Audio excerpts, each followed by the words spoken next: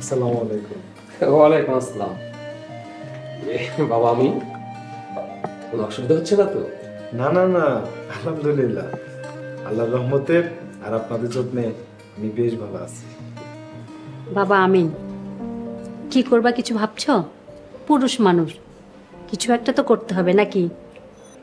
জি মামি, ইতিমধ্যে আমি চেষ্টা চালাই যেতেছি। ঢাকা শহরের বেশ কয়েকটা মাদ্রাসায় আমি চাকরির আবেদন করছি। ইনশাল্লাহ কিছু একটা ব্যবস্থা হয়ে যাব। মামা মামি, আমার একটা প্রশ্ন ছিল। কোনো সংকোচ না করে বলো বাবা, কি বলতে চাও? ওই দিন তিথি কইতেছিল এই বাড়িটা নাকি রাবিয়ার। আমি তো আসলে ঠিক বেঠিক কিছু জানি না। রাবিয়া তো ঢাকায় থাকতো, এই বাসায় থাকতো। না না, মানে আমি জিজ্ঞেসেছি এই বাড়িটা কি রাবিয়ার কিনা। রাবেয়া, আয় তো মামার সাথে, আমি একটু চা দিতে হবে। আয়।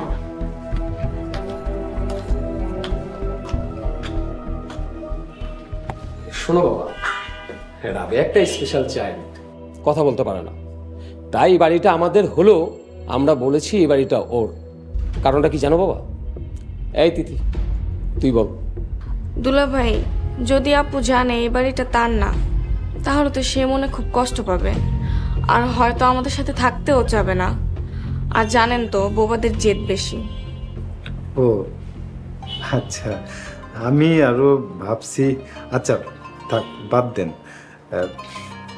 মামা, আপনাকে মতো মানুষ এই দুনিয়া আছে বইলেই দুনিয়াটা এত সুন্দর। আপনাকে ওই বাড়িটা যত বড়, তত বড় আপনাকে মনটা। আল্লাহ আপনাদের উপর রহমত নাজিল করুক, হেদায়েত করুক, আপনাদের আরো বড় করুক। আমিন। প্লিজ, আমি কোনো কথা শুনতে চাই না। কালকের মধ্যে আপনি আমার বাসা ছেড়ে চলে যাবেন। আঙ্কেল, আমি বাড়ি থেকে বের করে দিচ্ছেন, আমার দোষ কি? মারে, আমি এক টান মিনিট মেয়েকে ভাড়াটে হিসাবে রাখবো না।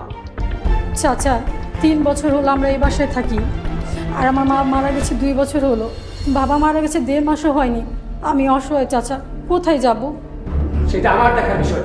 আজকে মাসের 28 তারিখ, 1 তারিখ আসতে আরো 3 দিন সময় আছে। এরই মধ্যে আপনি একটা ব্যবস্থা করবেন। চাচা। মামা আসসালামু আলাইকুম। ওয়ালাইকুম সালাম। জয় বাবাজি। জয় বাবাজি। আর বলো না, বাড়িওয়ালা হওয়া একটা যন্ত্রণার বিষয়। এই মেয়ে, তুমি এখনো দাঁড়িয়ে আছো কেন? যাও। মামা, যদি কিছু মনে না করেন, একটা কথা বলতে চাইছিলাম। কি কথা বাবা, বলো। মামা, উনি কি মানুষ হিসেবে খারাপ? জামাই বাবু, ওর বাবা মা খুবই ভালো মানুষ ছিল, ও একটা ভালো মেয়ে। কিন্তু বাবা, একটা মেয়েকে বাসা বাড়িতে রাখাটা ঠিক হবে না বাবা। চাচা, আমার জন্য আপনি কখনো বিব্রত হবেন না, কথা দিচ্ছি। মামা, উনি এখন কই যাইব? একলা মেয়ে মানুষ। তাছাড়া এই 3 বছরও যেহেতু কোনো সমস্যা হয় নাই, ইনশাল্লাহ মামা এখনো সমস্যা হইব না। মামা, উনি এতিম, এতিমের মাথার উপরে হাত রাখলে আল্লাহ আপনার উপরে রহমত নাজিল করব। শোনো, জামাইয়ের কথায় তোমাকে রাখলাম। জামাই একটা আল্লাহ মানুষ, জামার ইজ্জত যেন থাকে।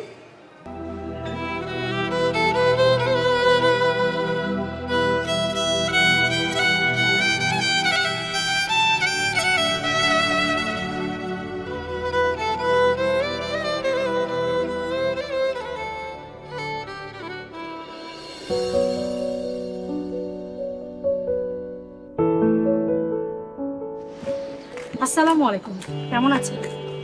ওয়ালাইকুম আসসালাম। আল্লাহর রহমত, আলহামদুলিল্লাহ আমি ভালো আছি। আর নামাজ যাইতেছি, আসি। আমিন সাহেব, একটু কথা ছিল, 2 মিনিট। জি বলেন। আমিন সাহেব, আমি আজ জানতে পেরেছি আপনি রাবিয়ার স্বামী, এটা কি ঠিক? জি, আপনি সত্য কথা বলেছেন। তাই তাই তো বলি, এনামুল আঙ্কেল আপনার কথা রাজি হয়ে গেল কেন? আপনি তো আসল বাড়িওয়ালা। মানে আপনার কথা ঠিক বুঝতে পারলাম না। মানে আপনি জানেন না, এই বাড়ির মালিক রাবিয়া, আপনার স্ত্রী। রাবিয়া এই বাড়ির মালিক? কেমনে? কেন আপনি জানেন না? অবশ্যই না জানার কথাই। আপনার নতুন জামাই। আমরা 3 বছর আগে এই বাসায় যখন এসেছি তখন রাবেয়ার মা বাবা এই বাসায় থাকতো। আর রাবেয়ার মায়ের মৃত্যুর পরে রাবেয়ার মামারা এই বাড়িতে এসেছে। এই বাড়িটা রাবেয়ার। আপনি ভুল কথা কইতেছেন, অথবা আপনি বানায় বানায় কথা কইতেছেন। শুনেন, এসব কথা কোন ঠিক না। আমি গেলাম। দাঁড়ান আমিন সাহেব, আপনি এই কথাটা রাবেয়াকে জিজ্ঞাসা করেন, সত্যটা জানতে পারবেন। আর আপনি অবশ্য জানেন না যে রাবেয়া অল্প লিখতে পড়তে পারে। আপনি দারোয়ানকে জিজ্ঞাসা করতে পারেন, সবাই সত্যটা জানে। আচ্ছা, আপনি আমার লোকে কেন এসব কথা কইতেছেন? এনামুল আঙ্কেল সুবিধার লোক না, আর রাবেয়া কথাও বলতে পারে না। আর আপনি ওর জন্য আছেন। আর রাবিয়ার অধিকারটা রাবিয়াকে ফিরিয়ে দিন। আসি, আসসালামু আলাইকুম।